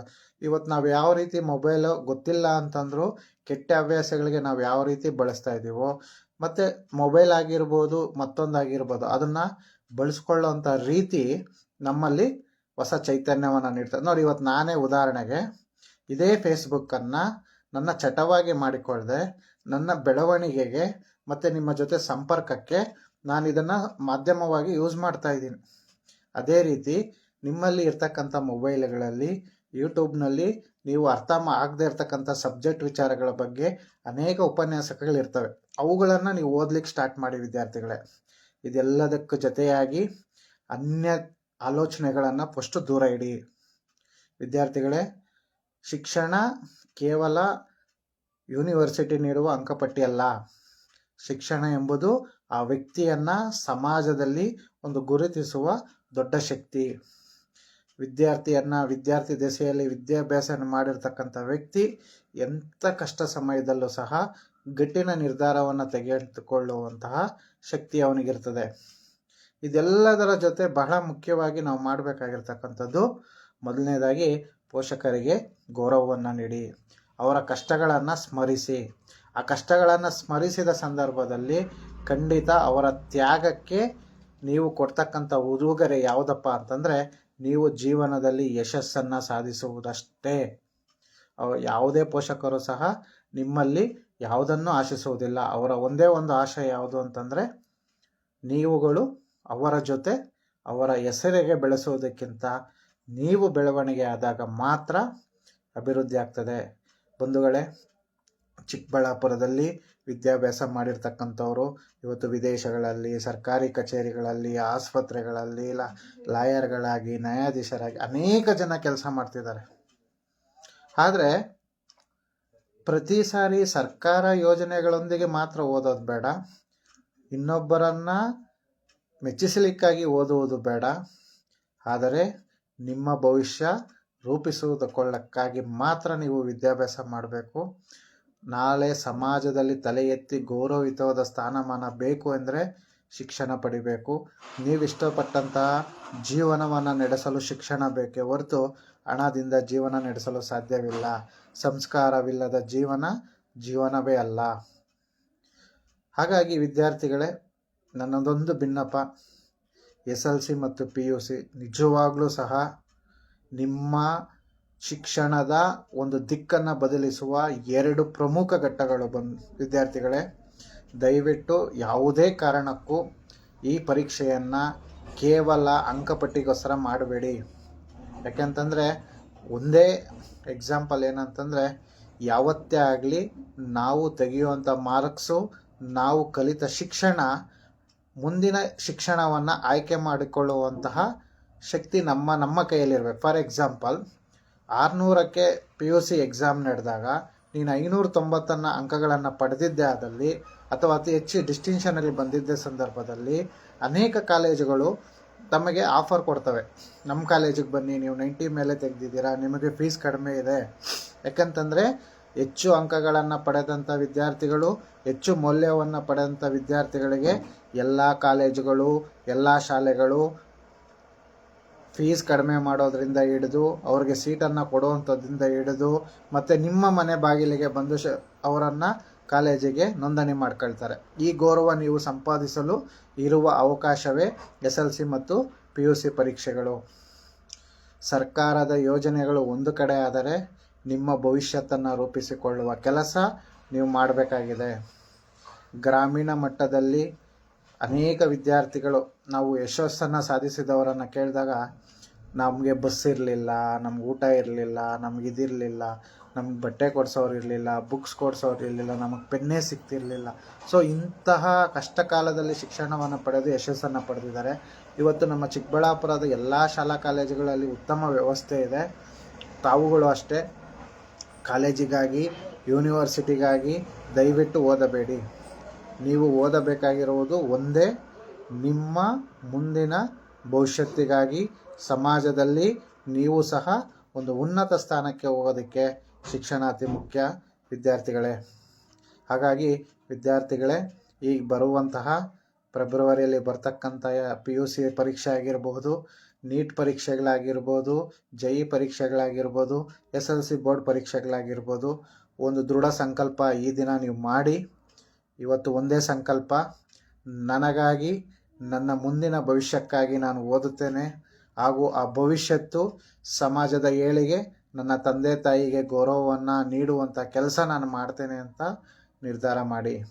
ಸಮಯ ಪಾಲನೆ ಮಾಡಿ, ಸಬ್ಜೆಕ್ಟ್ಗಳನ್ನು ಓದಿ, ಕ್ವಶನ್ ಪೇಪರನ್ನು ಪುನರಾವರ್ತನೆ ಮಾಡಿ, ಅರ್ಥವಾಗದ ಸಬ್ಜೆಕ್ಟ್ಗಳನ್ನು ಶಿಕ್ಷಕರಲ್ಲಿ ಕೇಳುವ ಭಯವನ್ನು ಮೊದಲು ಬಿಡಿ. ಶಿಕ್ಷಕರಲ್ಲ ಜೊತೆ ತಾವು ಯಾವ ಸಬ್ಜೆಕ್ಟ್ ಅರ್ಥ ಆಗಿಲ್ಲೋ ಆ ವಿಚಾರಗಳನ್ನು ದಯವಿಟ್ಟು ನೀವು ಅವರ ಜೊತೆ, ನಿಮ್ಮ ಶಿಕ್ಷಕರ ಜೊತೆ ಮಾತನಾಡಿ. ಖಂಡಿತ ಆ ಸಮಸ್ಯೆಗಳನ್ನು ಅಂದಿನ ದಿನದನ್ನು ಅಲ್ಲೇ ಪರಿಹರಿಸ್ಕೊಳ್ಳಿ. ಪರೀಕ್ಷೆಯ ದಿನಗಳ ಹತ್ತ ಬರ್ತಾ ಇದೆ. ಯಾರೂ ಭಯಪಡುವುದಿಲ್ಲ, ಭಯಪಡುವ ಅವಶ್ಯಕತೆಯೂ ಇಲ್ಲ. ಯಾಕಂತಂದರೆ ಶಿಕ್ಷಣವು ನಾನು ಆಗಲೇ ಹೇಳಿದಾಗೆ ಮಾಸ್ ಕಾರ್ಡ್ ಅಲ್ಲ, ನಿಮ್ಮ ವ್ಯಕ್ತಿತ್ವವನ್ನು ಬೆಳೆಸಿಕೊಳ್ಳಲು ಇಟ್ಟಿರ್ತಕ್ಕಂಥ ಒಂದು ವ್ಯವಸ್ಥೆ. ದಯವಿಟ್ಟು ನಾನು ಆಗಲೇ ಹೇಳಿದಾಗೆ ಸಬ್ಜೆಕ್ಟನ್ನು ಅರ್ಥ ಮಾಡ್ಕೊಳ್ಳಿ. ಸಬ್ಜೆಕ್ಟನ್ನು ಅರ್ಥ ಮಾಡಿಕೊಂಡ್ರೆ ಯಾವುದೇ ಕ್ವಶನ್ ಕೊಟ್ಟರು ತಾವು ಆನ್ಸರ್ ಬರೀತೀರ. ನಿಮಗೆ ಸಬ್ಜೆಕ್ಟೇ ಅರ್ಥ ಆಗಲಿಲ್ಲ ಅಂತಂದರೆ ಯಾವುದೇ ಕಾರಣಕ್ಕೂ ಅದನ್ನು ನಾವು ಕಲೀಲಿಕ್ಕಾಗಲ್ಲ. ಭಾಳ ಮುಖ್ಯವಾಗಿ ಪರೀಕ್ಷೆ ಸಮಯದಲ್ಲಿ ಆರೋಗ್ಯದ ಕಡೆ ಗಮನ ಕೊಡಿ. ಮನಸ್ಸನ್ನು ಚಿತ್ತವಾಗಿಟ್ಕೊಳ್ಳಿ. ಯಾವುದೇ ಕಷ್ಟ ಸುಖ ನೋವುಗಳನ್ನು ಯೋಚಿಸಬೇಡಿ. ಕೇವಲ ಪರೀಕ್ಷೆಯನ್ನು ಮಾತ್ರ ಯೋಚನೆ ಮಾಡಿ ಅಂತೇಳಿ ನಾನು ವಿದ್ಯಾರ್ಥಿಗಳಲ್ಲಿ ತಿಳಿಸ್ತೇನೆ. ಎರಡನೇ ವಿಚಾರ, ಪೋಷಕರ ಪಾತ್ರ. ಬಂಧುಗಳೇ, ನನಗೆ ತಿಳಿದ ಹಾಗೆ ಎಲ್ಲರೂ ಆಗಲೇ ಹೇಳಿದಾಗೆ 80% ಚಿಕ್ಕಬಳ್ಳಾಪುರದಲ್ಲಿ ಪೋಷಕರು ಕೃಷಿಕರೇ ಆಗಿದ್ದೀರಿ. ಆದರೆ ವಿದ್ಯಾರ್ಥಿ, ನನ್ನ ಮಗ ನನಗಿನ್ನ ಚೆನ್ನಾಗಾಗಬೇಕು ಅನ್ನೋ ನಿಮ್ಮ ಕನಸನ್ನು ಮಗುಗೆ ಒತ್ತಡವಾಗದಿರಲಿ, ಮೊದಲನೇದು. ಎರಡನೇದು, ಆ ತಕ್ಕಂತಹ ಶಿಕ್ಷಣವನ್ನು ನೀವು ಕೊಡಲಿಕ್ಕೆ ಪ್ರಾರಂಭ ಮಾಡಿದಾಗ, ಅಥವಾ ಅತಿಯಾದ ನಿಮ್ಮ ಮಕ್ಕಳ ಮೇಲಿನ ಪ್ರೇಮ ವ್ಯಾಮೋಹಗಳೇನಿದೆ ಅವುಗಳನ್ನು ಶಿಸ್ತು ಪಾಲನೆಗೆ ತಗೊಂಬನ್ನಿ. ನನ್ನ ಮಗ ಇಷ್ಟಪಟ್ಟ ಆ ಶಾಲೆಗೆ ಸೇರಿಸಿದ್ವಿ, ನನ್ನ ಮಗ ಇಷ್ಟಪಟ್ಟ ಈ ಶಿಕ್ಷಣನೇ ಕೊಡಿಸಿದ್ವಿ. ಸೊ ಇದಕ್ಕಿಂತ ಪೋಷಕರು ಒಂದು ಕೋರ್ಸನ್ನು ಅಥವಾ ಒಂದು ಕಾಲೇಜಿಗೆ ಸೇರಿಸ್ಬೇಕಾದ್ರೆ ಅಲ್ಲಿನ ಹಳೆಯ ವಿದ್ಯಾರ್ಥಿಗಳನ್ನು ನೀವು ಪರಿಶೀಲಿಸಿ, ಯಾವ್ಯಾವ ಕೋರ್ಸ್ ಇದೆ ಅಂತ ಕೇಳಿ, PUC ಆದಮೇಲೆ ಎಷ್ಟು ಕೋರ್ಸ್ ಇದೆ ಅಂತ ಕೇಳಿ, ಎಲ್ಲೆಲ್ಲಿ. ಯಾಕೆ ಬಂಧುಗಳೇ, ಇವತ್ತು ನಾವು PUC ಮುಗಿಸಿ SLC ಮುಗಿಸಿ PUCಯಲ್ಲಿ ಸೈನ್ಸು ಕಾಮರ್ಸು ತಗೊಂಡಾಗ ಆ ವಿದ್ಯಾರ್ಥಿ ಭವಿಷ್ಯತ್ತು ಮುಂದಿನ 10 ವರ್ಷಗಳ ಶಿಕ್ಷಣದ ನಂತರ ಸ್ಟಾರ್ಟ್ ಆಗ್ತದೆ. ಅಲ್ಲಿಗೆ ಇವತ್ತು ನಾವು SLC ಓದಿದ್ದೀವಿ ಅಂದರೆ 2026 ಪರೀಕ್ಷೆ ಬರೆದಿದ್ದೀವಿ ಅಂದರೆ 2036ಕ್ಕೆ ಆ ವಿದ್ಯಾರ್ಥಿ ಸಮಾಜದ ಜೀವನದಲ್ಲಿ ಉದ್ಯೋಗ ಎಂಬುದನ್ನು ಅರಸಿ ಹೊರಡ್ತಾನೆ. ಆ 10 ವರ್ಷಕ್ಕೆ ಯಾವ ಒಂದು ವಿದ್ಯಾಭ್ಯಾಸಕ್ಕೆ ಹೆಚ್ಚಿನ ಮೌಲ್ಯಗಳಿದೆ, ಹೆಚ್ಚಿನ ಕೆಲಸಗಳು ಸಿಗ್ತವೆ ಅನ್ನೋದನ್ನು ನಾವು ಪೋಷಕರಾದಂಥವರು ನಿರ್ಧರಿಸಬೇಕು. ಯಾರೋ ಸೇರಿದ್ರು, ಪಕ್ಕದ ಮನೆಯವ್ರು ಸೇರಿದ್ರು, ಫ್ರೆಂಡ್ ಮಗ ಸೇರಿದ, ಆ ಕಾಲೇಜ್ ಚೆನ್ನಾಗಿದೆ, ನಮ್ಮ ಸ್ಟೇಟಸ್ಗೆ ಈ ಕಾಲೇಜ್ ಚೆನ್ನಾಗಿದೆ ಅಲ್ಲ. ಅನೇಕ ಕೋರ್ಸುಗಳಿವೆ, ಅನೇಕ ಕೆಲಸಗಳು ಸಿಗೋಂಥದ್ದಿದೆ. ಅವುಗಳನ್ನು ನಾವು ಓದಿಸ್ಬೇಕು. ಕೇವಲ doctor, engineer, lawyer, bank manager, KS, IAS ಇಷ್ಟೇ ಅಲ್ಲ ಬಂಧುಗಳೇ. ಅನೇಕ ವಿದ್ಯಾಭ್ಯಾಸಗಳ ಮೇಲೆ ಅನೇಕ ಕೆಲಸಗಳು ಖಾಲಿ ಇವೆ. ಇವತ್ತು ನಮ್ಮ ಭಾರತದ ಪರಿಸ್ಥಿತಿ ಹೇಗಿದೆ ಅಂದರೆ ಪೋಷಕರೇ, ನಮ್ಮ ದೇಶದಲ್ಲಿ ವಿದ್ಯಾವಂತರು, ಡಿಗ್ರಿ ಹೋಲ್ಡರ್ಸ್ ಜಾಸ್ತಿ ಇದ್ದಾರೆ. ಆದರೆ ಆ ಕೆಲಸಕ್ಕೆ ವ್ಯಾಲ್ಯೂಬಲ್ ಆಗ್ತಕ್ಕಂತಹ ಪರ್ಸನ್ಸ್ ಇಲ್ಲ. ಆ ಕೆಲಸ ಮಾಡೋಂಥ ವ್ಯಕ್ತಿಗಳು ನಮ್ಮ ದೇಶದಲ್ಲಿಲ್ಲ. ಹಾಗಾಗಿ ನಮ್ಮ ಮಕ್ಕಳಿಗೆ ಶಿಕ್ಷಣವನ್ನು ಕೊಡಬೇಕಾದಂಥ ಸಂದರ್ಭದಲ್ಲಿ ಯಾವ ಶಿಕ್ಷಣವನ್ನು ಕೊಡಬೇಕು, ಮುಂದಿನ 10 ವರ್ಷದಲ್ಲಿ ಆ ವಿದ್ಯಾರ್ಥಿ ಏನನ್ನು ಯಶಸ್ಸನ್ನು ಸಾಧಿಸಬಹುದು, ಇದು ಬಹಳ ಮುಖ್ಯ ಬಂಧುಗಳೇ. ಹಾಗಾಗಿ ಫಸ್ಟು ನೀವು ಅವುಗಳಿಗೆ ಹೆಚ್ಚಿನ ಪ್ರಾಧಾನ್ಯತೆ ಕೊಡಿ. ಯಾಕೆ ಅಂತಂದರೆ, ನಾವು ಮಾಡಬೇಕಾದಂಥ ಕೆಲಸ ನಮ್ಮ ಮಕ್ಕಳ ವಿದ್ಯಾಭ್ಯಾಸವನ್ನು ಪ್ರಾರಂಭ ಮಾಡಿದ ನಂತರ ಮುಂದಿನ 10 ವರ್ಷಕ್ಕೆ ನಮ್ಮ ಭಾರತದ ಭವಿಷ್ಯತ್ ಯಾವ ರೀತಿ ಇರುತ್ತದೆ, ಅವತ್ತು ಯಾವ ಉದ್ಯೋಗಗಳು ಅವಶ್ಯಕವಾಗಿರುತ್ತದೆ. ಫಾರ್ ಎಕ್ಸಾಂಪಲ್, ತಮಗೆ ಒಂದು ಸಣ್ಣ ಉದಾಹರಣೆ ಹೇಳ್ತೀನಿ. ಮೊದಲು ಈ ಆಡಿಟ್ ಆಫೀಸ್ ಅಂತ ಇತ್ತು ನಮ್ಮ ಇಂಡಿಯಾದಲ್ಲಿ. GST ಬರೋಕ್ಕೆ ಮುಂಚೆ ಆ ಆಡಿಟ್ ಆಫೀಸ್ ಅನ್ನೋವಂಥದ್ದು ಒಂದು ಕೇವಲ ಕಲ್ಪನೆ ಆಗಿತ್ತು. ಯಾರು IT ಮಾಡ್ತಾರೋ ಅವ್ರು ಮಾತ್ರ ಇತ್ತು. ಅದೇ ಕೇಂದ್ರ ಸರ್ಕಾರ ಜಾರಿಗೆ ತಂದಂಥ GST ಬಂದ ಮೇಲೆ ನೋಡಿ, ಆಡಿಟ್ ಆಫೀಸ್ಗಳು ಖಾಲಿನೇ ಇಲ್ಲ ಇವತ್ತು. ಯಾಕೆ ಇದು? ಭವಿಷ್ಯದಲ್ಲಿ BCom ವಿದ್ಯಾರ್ಥಿಗಳಿಗೆ ಇವತ್ತು ಭವಿಷ್ಯ ಇದೆ. ಇದು 10 ವರ್ಷದ ಹಿಂದೆ ಓದಿರ್ತಕ್ಕಂಥ ಇವತ್ತು ಸಿದ್ಧರಾಗಿರ್ತಕ್ಕಂಥವ್ರಿಗೆ ಹೆಚ್ಚಿನ ಬೆಲೆ ಇದೆ. ಅದೇ ರೀತಿ ಮೊದಲು ವಕೀಲರಿಗೂ ಅಷ್ಟೇ, ಕೇವಲ ಕೆಲವೊಂದು ಸಂಸ್ಥೆಗಳು ನ್ಯಾಯಾಲಯದಲ್ಲಿ ಮಾತ್ರ ಇತ್ತು. ಆದರೆ ಇವತ್ತು ಪ್ರತಿಯೊಂದು ವಿಚಾರವೂ ಕೂಡ, ಒಂದು ಆಸ್ತಿ ಮಾರಾಟ ಮಾಡೋದಿರಲಿ, ಒಂದು ಆಸ್ತಿ ಕೊಂಡೋದಿರಲಿ, ಯಾವುದೇ ವಿಚಾರ ಆಗಲಿ ಅದು ನ್ಯಾಯಾಲಯದ ಪ್ರಕ್ರಿಯೆ, ವಕೀಲರ ಮುಖಾಂತರ ಹೋಗ್ತದೆ. ಮುಂಚೆ ಡಾಕ್ಟರ್ಸು ಅಷ್ಟೇ, ಬರೀ MBBS ಅಂತ ಇತ್ತು. ಆದರೆ ಇವತ್ತು MD ಮಾಡಿಕೊಂಡ್ರೆ ಪ್ರತಿ ಸಣ್ಣ ಸಣ್ಣ ಕಣಗಳಿಗೂ ಒಬ್ಬೊಬ್ಬ ಡಾಕ್ಟ್ರ್ ಇದ್ದಾರೆ. ಸ್ಪೆಷಲಿಸ್ಟ್ ಅಂತ ಕರಿತೀವಿ. ಕಣ್ಣಿಗೆ ಸ್ಪೆಷಲಿಸ್ಟು, ಅದರಲ್ಲಿ ಕಿವಿಗೆ ಸ್ಪೆಷಲಿಸ್ಟು, ಇಯರಿಗೆ ಸ್ಪೆಷಲಿಸ್ಟು, ಹೃದಯಕ್ಕೆ ಬೇರೆ, ಕಿಡ್ನಿಗೆ ಬೇರೆ, ಲಿವರ್ಗೆ ಬೇರೆ, ಹಾರ್ಟ್ಗೆ ಬೇರೆ, ಫಿಂಗರ್ಸ್ಗೆ ಬೇರೆ, ಸ್ಕಿನ್ಗೆ ಬೇರೆ, ಹೇರ್ಸ್ಗೆ ಬೇರೆ, ಈ ಥರ ಅನೇಕ ಕೋರ್ಸ್ಗಳು ಬರ್ತಾ ಇದೆ. ಇವೆಲ್ಲವುಗಳು ನಮ್ಮ ಪೋಷಕರು ಗಮನಿಸ್ತಾ ಇರಬೇಕು. ಸಮಾಜದಲ್ಲಿ ಪೋಷಕರ ಜವಾಬ್ದಾರಿ ಏನಂತಂದರೆ, ಉತ್ತಮ ಶಾಲೆಯಲ್ಲಿ ಶಿಕ್ಷಣ ಕೊಡಿಸೋದಲ್ಲ, ಉತ್ತಮ ಶಿಕ್ಷಣವನ್ನು ಕೊಡಿಸುವುದು ನಿಮ್ಮ ಮೊದಲ ಕರ್ತವ್ಯವಾಗಿದೆ. ಯಾವುದೇ ಕಾರಣಕ್ಕೂ ಶಿಕ್ಷಣವು ನಿಮ್ಮ ಮಗುವಿನ ಭವಿಷ್ಯತ್ತನ್ನು ನಿರ್ಮಾಣ ಮಾಡಬೇಕು, ನಿಮಗಿನ್ನ ಹೆಚ್ಚಿನ ಸ್ಥಾನಕ್ಕೆ ಹೋಗಬೇಕು ಅಂತಂದರೆ ನೀವು ಮೊದಲು ಮಾಡಬೇಕಾಗಿರ್ತಕ್ಕಂಥದ್ದು, ನನ್ನ ಮಗ ಇವತ್ತು ಏನು ಓದ್ತಿದ್ದಾನೆ, ಅವನ ಎಜುಕೇಷನ್ ಏನನ್ನು ಮಾಡಿಸ್ಲಿಕ್ಕೆ ಹೊರಟಿದ್ದೀವಿ, ಆ ಎಜುಕೇಷನ್ಗೆ ನಮ್ಮ ಶಿಕ್ಷಣದ ವ್ಯವಸ್ಥೆ ಯಾವುದು ಪೂರಕವಾಗಿದೆ, ನಮ್ಮ ವ್ಯಾಪ್ತಿ ಯಾವ ಮಟ್ಟದಲ್ಲಿದೆ, ಇವುಗಳನ್ನೆಲ್ಲವನ್ನು ನಾವು ಪರಿಶೀಲಿಸ್ತಾ ಹೋಗಬೇಕು ಪೋಷಕರೇ. ಇದಾದ ನಂತರ ಪೋಷಕರಲ್ಲಿ ಮನವಿ ಏನಂತಂದರೆ, ನಿಮ್ಮ ಗೆಳೆಯರು, ನಿಮ್ಮ ಸಂಬಂಧಿಕರು ತೆಗೆದ ಅಂಕಗಳನ್ನು ನಿಮ್ಮ ಮಕ್ಕಳ ಮೇಲೆ ಒತ್ತಡ ಹೇರಬೇಡಿ. ನಾನು ಆಗಲೇ ವಿದ್ಯಾರ್ಥಿಗಳಿಗೆ ಹೇಳ್ದಂಗೆ ತಮಗೂ ಹೇಳ್ತೀನಿ, ಯಾವ ವಿಚಾರವನ್ನು ಓದ್ತಿದ್ದಾರೆ ಆ ವಿಚಾರವನ್ನು ಅವರು ಅರಿತುಕೊಳ್ಳುವಂತೆ ಮಾಡಿ. ಯಾವುದೇ ಕಾರಣಕ್ಕೂ ಅದನ್ನು ಬೈಹರ್ಟ್ ಮಾಡೋವಂಥದ್ದು, ರೈಟಿಂಗ್ ಮಾಡಿ ಪ್ರಾಕ್ಟೀಸ್ ಮಾಡೋವಂಥದ್ದಲ್ಲ. ಆ ವಿಚಾರವನ್ನು ಆ ಪಾಠ್ಯದಲ್ಲಿ ಯಾಕೆ ಕೊಟ್ಟಿದ್ದಾರೆ, ಅದರ ಮೌಲ್ಯಗಳೇನು, ಅಥವಾ ಆ ಸಬ್ಜೆಕ್ಟ್ ಯಾಕೆ ಇಟ್ಟಿದ್ದಾರೆ, ಇದರಿಂದ ಅವನು ಸೈನ್ಸ್ ತೊಗೊಂಡಾಗ ಏನು ಅನುಕೂಲ ಆಗುತ್ತೆ, ಮ್ಯಾಥ್ಸ್ ತೊಗೊಂಡ್ರೆ ಏನು ಅನುಕೂಲ ಆಗುತ್ತೆ, ಇಂಥ ವಿಚಾರಗಳನ್ನು ನಾವು ಮನದಟ್ಟು ಮಾಡಬೇಕು ಬಂಧುಗಳೇ. ಇದೆಲ್ಲದರ ನಂತರ ಈಗ ಪರೀಕ್ಷಾ ಸಮಯ ಆಗಿರೋದ್ರಿಂದ ಪೋಷಕರು ಅತಿಯಾದ ಒತ್ತಡವನ್ನು ಮಕ್ಕಳ ಮೇಲೆ ಏರಬೇಡಿ. ಅವರ ಜೊತೆ ಸ್ನೇಹಿತರಾಗಿರಿ. ಅವರಿಗೆ ನಿರ್ದಿಷ್ಟ ಸಮಯದಲ್ಲಿ ಶಿಕ್ಷಣ ಪಡೆಯಲು ಬೇಕಾದಂಥ ವ್ಯವಸ್ಥೆಗಳನ್ನು ಮಾಡಿ. ಆದಷ್ಟು ಪರೀಕ್ಷೆಗಳ ದಿನ ದಯವಿಟ್ಟು ಎಲ್ಲ PUC ಮತ್ತು SLC ಪೋಷಕರಿಗೆ ಹೇಳ್ತಾ ಇದ್ದೀನಿ, ನಿಮ್ಮ ಮಕ್ಕಳನ್ನು ಪ್ರತಿದಿನ ನೀವೇ ಕರೆದುಕೊಂಡು ಹೋಗಿ ಎಕ್ಸಾಮ್ ಬರೆಸಿ ಮನೆಗೆ ಕರ್ಕೊಂಬನ್ನಿ. ಯಾಕಂತಂದರೆ ತಂದೆ ತಾಯಿಯೇ ನಿಜವಾದ ಪ್ರೋತ್ಸಾಹಕರು. ನಾನು ಬಸ್ ಮಾಡಿದ್ದೀನಿ, ಸ್ಕೂಲ್ ಬಸ್ಗೆ ಹೋಗ್ಬೋದು, ಅಥವಾ ಆಟೋದು ಮಾಡಿದ್ದೀನಿ, ಕಾರ್ ಮಾಡಿದ್ದೀನಲ್ಲ. ಮೊದಲ ಪರೀಕ್ಷೆ ದಿನ ಪೋಷಕರು ಜೊತೆಯಲ್ಲಿ ಹೋಗಿ ಧೈರ್ಯದಿಂದ ಅವರನ್ನು ಒಳಗೆ ಕಳಿಸ್ಕೊಡಿ. ಖಂಡಿತ ನಿಮಗ ಯಶಸ್ಸನ್ನು ಸಾಧಿಸ್ತಾನೆ. ಹಾಗಾಗಿ ಶಿಕ್ಷಣ ಎಂಬುದು ನಾನು ಆಗಲೇ ಹೇಳ್ದಂಗೆ ಯಾವುದೇ ಯೂನಿವರ್ಸಿಟಿ ಕೊಡೋ ಮಾರ್ಕ್ಸ್ ಕಾರ್ಡ್ ಅಲ್ಲ. ಶಿಕ್ಷಣ ಎನ್ನುವುದು ನಿಮ್ಮ ಮಕ್ಕಳು ಸಮಾಜದಲ್ಲಿ ಅತ್ಯುನ್ನತ ಸ್ಥಾನಕ್ಕೆ ಕೊಂಡೊಯ್ಯತಕ್ಕಂತಹ ವಿಚಾರ. ನೋಡಿ, ಇವತ್ತು ಪದ್ಮಶ್ರೀ, ಪದ್ಮವಿಭೂಷಣ ಇವೆಲ್ಲ ಅವಾರ್ಡ್ಸ್ ಕೊಡ್ತಿದ್ದಾರೆ. ಯಾರಿಗೆ ಕೊಡ್ತಿದ್ದಾರೆ? ವಿದ್ಯಾವಂತರಿಗನ್ನೋದಕ್ಕಿಂತ ಬಹಳ ಮುಖ್ಯವಾಗಿ ಅವರು ಕೊಡ್ತಾ ಇರ್ತಕ್ಕಂಥದ್ದು ವಿದ್ಯಾರ್ಥಿ ದೆಸೆಯಲ್ಲಿ ಯಶಸ್ಸನ್ನು ಗಳಿಸಿದವರಲ್ಲ, ಜೀವನದಲ್ಲಿ ಯಶಸ್ಸನ್ನು ಗಳಿಸಿದವರು. ಜೀವನದಲ್ಲಿ ಯಶಸ್ಸನ್ನು ಗಳಿಸಿದಂತಹ ವ್ಯಕ್ತಿಗಳು ನಮಗೆ ರೋಲ್ ಮಾಡೆಲ್ ಆಗ್ತಾರೆ. ವಿದ್ಯಾಭ್ಯಾಸ ಅತ್ಯವಶ್ಯಕ. ವಿದ್ಯಾಭ್ಯಾಸದಲ್ಲಿ ಅತ್ಯಂತ ಸಮಾಜಮುಖಿಯಾದಂಥ ಕೆಲಸಗಳು ಕೂಡ ನಮ್ಮಲ್ಲಿ ಆಗಬೇಕು. ಪೋಷಕರಲ್ಲಿ ಮತ್ತೊಂದು ಮನವಿ, ನಿಮ್ಮ ಮಕ್ಕಳ ಆರೋಗ್ಯದ ಕಡೆ ಗಮನ ಹರಿಸಿ. ಮುಂದಿನ 2 ತಿಂಗಳು ಯಾರು ಒತ್ತಡದಲ್ಲಿದ್ದಾರೆ ಅವರ ಜೊತೆ ಸ್ನೇಹಿತರಾಗಿ ಮಾತಾಡಿ. ನಿಮ್ಮ ಮಕ್ಕಳ ಒತ್ತಡವನ್ನು ಕಡಿಮೆ ಮಾಡಿ. ನೀವು ಅವರಿಗೆ ಒತ್ತಡವಾಗಿ ಆಗಬೇಡಿ. ಶಿಕ್ಷಣ ಎಂಬುದು ನಿಮ್ಮ ಕನಸನ್ನು ಅವರ ಕನಸಾಗಿ ಮಾಡಬೇಡಿ. ನಿಮ್ಮ ಜವಾಬ್ದಾರಿ ನಾನು ಆಗಲೇ ಹೇಳಿದಾಗೆ ಮುಂದಿನ 10 ವರ್ಷಕ್ಕೆ ನನ್ನ ಮಗ ಈ ಸಮಾಜದಲ್ಲಿ ಯಾವ ಶಿಕ್ಷಣವನ್ನು ಪಡೆದರೆ ಏನನ್ನು ಆಗುತ್ತಾನೆ ಎಂಬುದನ್ನು ಅರಿಬೇಕಾಗಿದೆ. ಯಾಕಂತಂದರೆ ಇದೇ ಸಮಾಜ. ಇವತ್ತು ಕಾಂಪಿಟೇಟಿವ್ ವರ್ಲ್ಡ್ ಅಂತ ಕರಿತೀವಿ.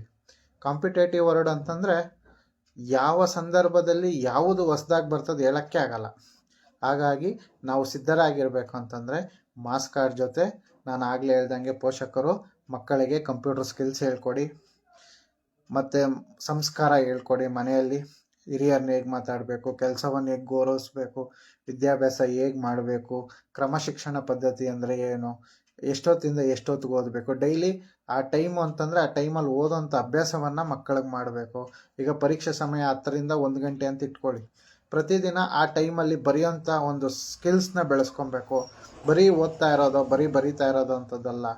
ದಯವಿಟ್ಟು ಅನೇಕ ಉಪನ್ಯಾಸಕರಿದ್ದಾರೆ ನಮ್ಮ ಚಿಕ್ಕಬಳ್ಳಾಪುರದಲ್ಲಿ, ಅನೇಕ ಮೇಧಾವಿಗಳಿದ್ದಾರೆ.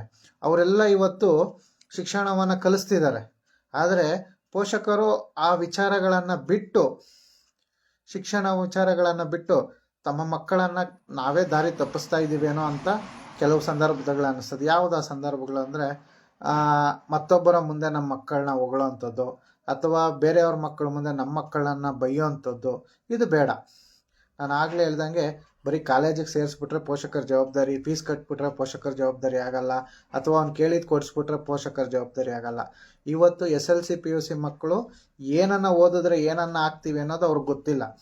ಪೋಷಕರಾಗಿ ನಮ್ಮ ಜವಾಬ್ದಾರಿ ಏನಂತಂದರೆ, ಮುಂದಿನ 10 ವರ್ಷಕ್ಕೆ ನನ್ನ ಮಗ ವಿದ್ಯಾಭ್ಯಾಸ ಮುಗಿಸಿ ಸಮಾಜಕ್ಕೆ ಬಂದಾಗ ಯಾವ ಕೋರ್ಸ್ ಓದಿದರೆ ಅವನಿಗೆ ಅನುಕೂಲ ಆಗ್ತದೆ ಅನ್ನೋದನ್ನು ನಾವು ತಿಳಿ ಹೇಳಬೇಕು.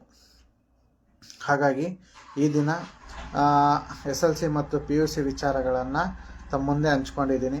ಅದೇ ರೀತಿ ಪೋಷಕರಿಗೆ ಮತ್ತೊಂದು ಮನವಿ, ತಮ್ಮ ಮಕ್ಕಳು ಗೌಪ್ಯತೆಯಾಗಿ ಯಾವುದೇ ವಿಚಾರಗಳನ್ನು ಮಾಡುತ್ತಿದ್ದಾರೆ ಅಥವಾ ಅವರು ಮೊಬೈಲ್ ಬಳಕೆಯಲ್ಲಿ ಕೆಲವೊಂದು ಅನುಮಾನಗಳು ಬಂದಂಥ ಸಂದರ್ಭದಲ್ಲಿ ಅವರನ್ನು ಸ್ನೇಹವಾಗಿ ಮಾತಾಡಿಸಿ ಆ ಸಮಸ್ಯೆಗಳಿಂದ ಹೊರತರುವ ಜವಾಬ್ದಾರಿ ನಿಮ್ಮದಾಗಿ. ಯಾವುದನ್ನು ನೋಡ್ತಿದ್ದಾರೆ ಇವೆಲ್ಲವನ್ನು ನಾವು ಗಮನಿಸಬೇಕಾಗಿದೆ. ಹಾಗಾಗಿ ಪೋಷಕರ ಜವಾಬ್ದಾರಿ ಅತ್ಯುನ್ನತವಾಗಿದೆ. ದಯವಿಟ್ಟು ನಾನು ಒಳ್ಳೆ ಕಾಲೇಜಲ್ಲಿ ಸೇರಿಸಿದ್ದೀನಿ, ನಾನು ಅಷ್ಟು ಲಕ್ಷ ಫೀಸ್ ಕಟ್ತಾಯಿದ್ದೀನಿ, ದಯವಿಟ್ಟು ಇವೆಲ್ಲ ಇರ್ತದೆ, ನಾನು ಆ ಥರ ಹೇಳ್ತಿಲ್ಲ. ಆದರೆ ನನ್ನ ಮಗುವಿನ ಭವಿಷ್ಯ ಯಾವ ಶಿಕ್ಷಣದಲ್ಲಿದೆ, ನನ್ನ ಭವಿಷ್ಯ, ನನ್ನ ಮಗನ ಭವಿಷ್ಯ ಏನನ್ನು ಸೂಚಿಸುತ್ತೆ, ಇನ್ನು 10 ವರ್ಷಕ್ಕೆ ನನ್ನ ಮಗ ದಿನ ಶನಿವಾರ ತಮ್ಮ ಜೊತೆ ಈ ವಿಚಾರಗಳನ್ನು ತಿಳಿಪಡಿಸಿದ್ದೀನಿ. ದಯವಿಟ್ಟು SLC ಮತ್ತು PUC ವಿದ್ಯಾರ್ಥಿಗಳಿಗೆ ಶುಭವಾಗಲಿ. ಈ ಎಕ್ಸಾಮ್ ಅಥವಾ ಪರೀಕ್ಷೆಗಳನ್ನು ಇಷ್ಟಪಟ್ಟು ಓದಿ, ಇಷ್ಟಪಟ್ಟು ಪರೀಕ್ಷೆ ಬರೆಯಿರಿ, ಇಷ್ಟಪಟ್ಟು ನಿಮ್ಮ ಜೀವನವನ್ನು ರೂಪಿಸಿ, ನಿಮ್ಮ ಜೀವನದ ಕನಸು ನನಸಾಗಲಿ ಅಂತ ನಿಮ್ಮನ್ನು ಹಾರೈಸ್ತೇನೆ. ಆ ಭಗವಂತ ಭೋಗನಂದೀಶ್ವರ ತಮಗೆಲ್ರಿಗೂ ಒಳ್ಳೆಯದು ಮಾಡಲಿ. ವಿದ್ಯಾರ್ಥಿಗಳೇ, ನಿಮ್ಮ ಜೀವನ ಮತ್ತೊಬ್ಬರಿಗೆ ದಾರಿದೀಪವಾಗಲಿ. ಇವತ್ತಿನ ವಿದ್ಯಾರ್ಥಿಗಳೇ ಭಾರತದ ಭವಿಷ್ಯವಾಗಿದೆ. ಹಾಗಾಗಿ ವಿದ್ಯಾರ್ಥಿಗಳೇ, ದಯವಿಟ್ಟು ಸಂತೋಷ ಜೀವನಕ್ಕೆ ತಮ್ಮ ಅಮೂಲ್ಯವಾದ ಸಮಯವನ್ನು ಬಲಿ ಕೊಡಬೇಡಿ. ಅದೇ ರೀತಿ ಪೋಷಕರಿಗೂ ಸಹ ಅನೇಕ ವಿದ್ಯಾಸಂಸ್ಥೆಗಳಲ್ಲಿ ಲಕ್ಷ ಫೀಸ್ ಕಟ್ಟು ಮಕ್ಕಳನ್ನ ಓದಿಸ್ತಿದ್ದೀರಾ. ಯಾಕೆಂತಂದರೆ ನಿಮ್ಮ ಪ್ರೀತಿ ಅಲ್ಲಿ ಕಾಣಿಸ್ತಿದೆ. ಆ ಪ್ರೀತಿ ನಿಮ್ಮ ಮಕ್ಕಳನ್ನು ಕಾಣುವುದು ಕುರುಡಾಗೋದು ಬೇಡ. ಮಕ್ಕಳನ್ನು ಜಾಗರೂಕತೆಯಿಂದ ನೋಡ್ಕೊಳ್ಳಿ. ಆ ಕಾಲೇಜುಗಳಲ್ಲಿ ಬರ್ತಕ್ಕಂಥ ಅಂಕಪಟ್ಟಿಗಳೇ ತಮ್ಮ ಮಕ್ಕಳ ಜೀವನವನ್ನು ನಿರ್ಧರಿಸುವುದಿಲ್ಲ. ಸಮಾಜದಲ್ಲಿ ಆ ವ್ಯಕ್ತಿ ಬದುಕುವಂಥ ಶಕ್ತಿ ಕಲಿಸಿ. ಅದನ್ನು ಮೊದಲು ಮಾನವೀಯ ಮೌಲ್ಯಗಳು, ಸಂಸ್ಕಾರ ಅಥವಾ ಶಿಸ್ತು, ಸಂಯಮ ಇವುಗಳಿಗೆ ಹೆಚ್ಚಿನ ಒತ್ತನ್ನು ಕೊಡಿ. ಹಾಗೆ ಎಲ್ಲ ಪೋಷಕರಿಗೂ ಸಹ ತಮ್ಮ ಮಕ್ಕಳು ಇನ್ನಷ್ಟು ಮತ್ತಷ್ಟು ಎತ್ತರಕ್ಕೆ ಬೆಳೀಲಿ ಅಂತ ನಾನು ಆಶಿಸ್ತೀನಿ. ಭಗವಂತನಲ್ಲಿ ಪ್ರಾರ್ಥನೆ ಮಾಡ್ತೀನಿ. ನಿಮ್ಮಂಥ ಪೋಷಕರು ಸಿಕ್ಕಿರ್ತಕ್ಕಂಥದ್ದು ಆ ವಿದ್ಯಾರ್ಥಿಗಳ ಏನಂತೀವಿ ಒಂದು ಪುಣ್ಯ. ಸೊ ಎಲ್ಲ ಪೋಷಕರಿಗೂ ನಿಮ್ಮ ಮಕ್ಕಳ ಭವಿಷ್ಯಕ್ಕೆ ನಾನು ಶುಭಾಶಯಗಳನ್ನು ಕೋರ್ತೇನೆ. ಹಾಗೆ ನಿಮ್ಮ ಅನಿಸಿಕೆ ಮತ್ತು ಅಭಿಪ್ರಾಯಗಳನ್ನು ತಿಳಿಸಿ. ನಿಮ್ಮ ಜೊತೆ ಮುಂದಿನ ಶನಿವಾರ ಮತ್ತೊಂದು ವಿಚಾರದೊಂದಿಗೆ ಮತ್ತೆ ಬರುತ್ತೇನೆ. ನಿಮ್ಮ ಅನಿಸಿಕೆ ಮತ್ತು ಅಭಿಪ್ರಾಯಗಳಿಗಾಗಿ ಕಾಯ್ತಾ ಇರ್ತೇನೆ. ಹಾಗಾಗಿ ನಿಮ್ಮ ಅತ್ಯಮೂಲ್ಯ ಸಮಯವನ್ನು ನನ್ನ ಜೊತೆ ಹಂಚಿಕೊಂಡಿದ್ದಕ್ಕೆ ಧನ್ಯವಾದಗಳು. ಅದೇ ರೀತಿ ಕಳೆದ ವಾರದಿಂದ ಯಾವ ಪ್ರಶ್ನೆಯನ್ನು, ಯಾವ ವಿಚಾರವಾಗಿ ಮಾತಾಡ್ತೀರಾ, ಏನನ್ನು ಮಾತಾಡ್ತೀರಾ, ನಮಗೆ ಬಹಳ ಅನುಕೂಲ ಆಗ್ತಾಯಿದೆ ಅಂತ ಅನೇಕ ಜನರು ನನ್ನನ್ನು ಕೇಳ್ತಿದ್ದೀರಾ. ದಯವಿಟ್ಟು ನನ್ನದೊಂದು ಭಿನ್ನಪ ಏನಂತಂದರೆ, ಏನಾದರೂ ಯಾರಿಗಾದರೂ ನನ್ನ ವಿಡಿಯೋದಿಂದ ಹರ್ಟ್ ಆಗಿದ್ದರೆ, ತೊಂದರೆ ಆಗ್ತಾಯಿದ್ರೆ, ಸೊ ಮನಸ್ಸಲ್ಲಿ ಇಟ್ಕೊಂಡು ನನ್ನನ್ನು ಕ್ಷಮಿಸಿ. ನನ್ನ ಉದ್ದೇಶ ಇಷ್ಟೇ, ನನ್ನಲ್ಲಿರ್ತಕ್ಕಂಥ ವಿಚಾರಗಳನ್ನು ಮುಕ್ತವಾಗಿ ನಿಮ್ಮ ಜೊತೆ ಚರ್ಚಿಸಲು ಅಷ್ಟೇ ನಾನು ಬರ್ತಾಯಿದ್ದೀನಿ. ಕಾರಣ ಏನಂತಂದರೆ, ಇವತ್ತು ಸಾಮಾಜಿಕ ಮಾಧ್ಯಮ ಎಲ್ಲ ಸಮುದಾಯವನ್ನು ತಲುಪಿಸುವ ಒಂದು ಶಕ್ತಿಯಾಗಿದೆ. ಹಾಗಾಗಿ ನಾನು ಇದನ್ನು ಆಯ್ಕೆ ಮಾಡ್ಕೊಂಡಿದ್ದೀನಿ. ಸೊ ಎಲ್ಲರೂ ಸಹ ನಿಮ್ಮ ಪ್ರೀತಿ ಅನಿಸಿಕೆಗಳನ್ನು ತಿಳಿಸ್ತಾ ಇದ್ದೀರಾ. ಆ ಅನಿಸಿಕೆಗಳ ಜೊತೆ ನಾನು ಮುಂದೆ ನಡೀತಾ ಇದ್ದೀನಿ. ಮುಂದಿನ ವಾರ ಮತ್ತೊಂದು ವಿಶೇಷ ಸಂಚಿಕೆಯೊಂದಿಗೆ ನಿಮ್ಮ ಮುಂದೆ ಬರ್ತೇನೆ. ಸೊ ಅದೇ ರೀತಿ ಇವತ್ತಿನ ವಿಡಿಯೋದ ಬಗ್ಗೆ ತಮ್ಮ ಅನಿಸಿಕೆ ಮತ್ತು ಅಭಿಪ್ರಾಯಗಳನ್ನು ತಿಳಿಸಿ. ಮತ್ತೊಮ್ಮೆ ಎಲ್ಲ ವಿದ್ಯಾರ್ಥಿಗಳಿಗೆ ಹಾಗೂ ಪೋಷಕರಿಗೆ ನನ್ನ ಕಡೆಯಿಂದ ವಂದನೆಗಳು. ಅದೇ ರೀತಿ ಭಗವಂತನ ಕೃಪೆ ತಮ್ಮೆಲ್ಲ ಮಕ್ಕಳ ಮೇಲೆ ಇರಲಿ. ಎಲ್ಲ ಮಕ್ಕಳು ಶಿಕ್ಷಣದಲ್ಲಿ ಯಶಸ್ಸನ್ನು ಗಳಿಸಲಿ. ನಮ್ಮ ಚಿಕ್ಕಬಳ್ಳಾಪುರ ಈ ಬಾರಿಯ SLC ಮತ್ತು PUCಯಲ್ಲಿ ಮೊದಲ 5 ಸ್ಥಾನಕ್ಕೆ ಬರಲಿ ಎಂದು ಆ ಭಗವಂತನಲ್ಲಿ ಆಶಿಸ್ತೇನೆ. ಎಲ್ಲ ಪ್ರಾಂಶುಪಾಲರಿಗೂ, ಉಪನ್ಯಾಸಕರಿಗೂ, ಶಿಕ್ಷಕರಿಗೂ ನಿಮ್ಮ ಮಕ್ಕಳಂತೆ ಅವರನ್ನು ಭಾವಿಸಿ ಅವರನ್ನು ಈ ವರ್ಷ ನಮ್ಮ ಚಿಕ್ಕಬಳ್ಳಾಪುರವನ್ನು SLC ಮತ್ತು PUCಯಲ್ಲಿ ಮೊದಲ ಸ್ಥಾನಕ್ಕೆ ತರುವ ಸಂಪೂರ್ಣ ಜವಾಬ್ದಾರಿ ಶಿಕ್ಷಕರ ಮೇಲಿದೆ. ದಯವಿಟ್ಟು ಹಳ್ಳಿಗಾಡಿನಿಂದ ಬರ್ತಕ್ಕಂಥ ಮಕ್ಕಳು ತುಂಬ ಕಷ್ಟದಲ್ಲಿರ್ತಾರೆ. ಹಾಗಾಗಿ ಆ ಮಕ್ಕಳಿಗೆ ಹೆಚ್ಚಿನ ಒಂದು ಪ್ರೋತ್ಸಾಹವನ್ನು ಶಾಲಾ ಶಿಕ್ಷಕರು ನೀಡಬೇಕು. ಅವರನ್ನು ಕೂಡ ಉತ್ತಮ ಜೀವನವನ್ನು ಬೆಳೆಸುವಂಥ ಶಕ್ತಿಯನ್ನು ನಿಮ್ಮ ಕೈಯಲ್ಲಿದೆ. ಆತ್ಮೀಯ ಗೌರವಾನ್ವಿತ ಶಿಕ್ಷಕರಿಗೆ ನಮಸ್ಕರಿಸುತ್ತಾ, ವಿದ್ಯಾರ್ಥಿಗಳ ಭವಿಷ್ಯವನ್ನು ರೂಪಿಸಿ. ಈ ಬಾರಿ ಚಿಕ್ಕಬಳ್ಳಾಪುರ ಮತ್ತೊಮ್ಮೆ ಇತಿಹಾಸ ಸೃಷ್ಟಿಸಲಿ SLC ಮತ್ತು PUCಯಲ್ಲಿ. ಖಂಡಿತ ನನಗೆ ಆ ನಂಬಿಕೆ ಇದೆ. ಯಾಕೆಂತಂದರೆ ಗುರುಗಳೇ ಇವತ್ತಿನ ವಿಶ್ವದ ದೇವರುಗಳು. ನನಗೆ ನಮ್ಮ ಚಿಕ್ಕಬಳ್ಳಾಪುರ ಶಿಕ್ಷಕರ ಮೇಲೆ ನಂಬಿಕೆ ಇದೆ. ವಿದ್ಯಾರ್ಥಿಗಳು ಕನಸನ್ನು ಈಡೇರಿಸಿ, ವಿದ್ಯಾರ್ಥಿಗಳ ಮೇಲೆ ಇಟ್ಟಿರುವ ಪೋಷಕರ, ನಿಮ್ಮ ಶಾಲೆಗಳ ಮೇಲೆ ಇಟ್ಟಿರ್ತಕ್ಕಂತಹ ನಂಬಿಕೆಯನ್ನು ಎಲ್ಲ ಶಾಲಾ ಕಾಲೇಜುಗಳು ಉಳಿಸ್ಕೊಳ್ಳಿ. ಆ ನಿಟ್ಟಿನಲ್ಲಿ ಚಿಕ್ಕಬಳ್ಳಾಪುರ 100% ರಿಸಲ್ಟ್ ಪಡಿಬೇಕು. ಯಾವೊಬ್ಬ ವಿದ್ಯಾರ್ಥಿಯು ಪರೀಕ್ಷೆಯಲ್ಲಿ ಫೈಲ್ ಆಗದ ರೀತಿಯಲ್ಲಿ. ಯಾಕೆಂತಂದರೆ ಕೆಲವೊಂದು ಸಂದರ್ಭದಲ್ಲಿ ನೀಡುವ ಅಂಕಪಟ್ಟಿಗೆ ಮುಂದಿನ ತರಗತಿಗೆ ಹೋಗಲಿಕ್ಕೆ ಅವಕಾಶ ಆಗಿರೋದ್ರಿಂದ, ಅಗತ್ಯ ಆಗಿರೋದ್ರಿಂದ ದಯವಿಟ್ಟು ಎಲ್ಲ ಶಿಕ್ಷಕರು ನಿಮ್ಮ ಶಾಲೆಯ ವಿದ್ಯಾರ್ಥಿಗಳನ್ನು ಉತ್ತಮ ಜೀವನವನ್ನು ಕಲ್ಪಿಸುವ ದೊಡ್ಡ ಜವಾಬ್ದಾರಿ ನಿಮ್ಮ ಮೇಲಿದೆ. ದಯವಿಟ್ಟು ಎಲ್ಲ ಶಿಕ್ಷಕರಿಗೂ ನಾನು ನಮಸ್ಕರಿಸ್ತೇನೆ.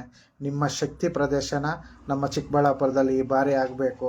ಶಿಕ್ಷಕರು ಒಂದು ಸರಿ ಅಚಲವಾಗಿ ನಿರ್ಧಾರ ಮಾಡಿದರೆ ಅದನ್ನು ತಪ್ಪಿಸಲು ಯಾರಿಂದಲೂ ಸಾಧ್ಯ ಇಲ್ಲ. ಎಲ್ಲ ಶಿಕ್ಷಕರಿಗೂ ನಾನು ವಂದಿಸ್ತೇನೆ. ಆದಷ್ಟು ಎಲ್ಲ ವಿದ್ಯಾರ್ಥಿಗಳು ಈ ಪರೀಕ್ಷೆಯನ್ನು ಅದರಲ್ಲಿ ತೇರ್ಗಡೆ ಆಗಬೇಕು. ಅದೇ ರೀತಿ ಈ ಪರೀಕ್ಷೆ ಅವರ ಮುಂದಿನ ಜೀವನಕ್ಕೆ ಒಂದು ಆಶಾಕಿರಣವಾಗಿ ಅವರ ಜೊತೆ ಬೆಳಕಾಗಿ ದಾರಿದೀಪವಾಗಲಿ ಅಂತ ಆಶಿಸ್ತೇನೆ. ಎಲ್ಲರಿಗೂ ನಮಸ್ಕಾರ, ವಂದನೆಗಳು.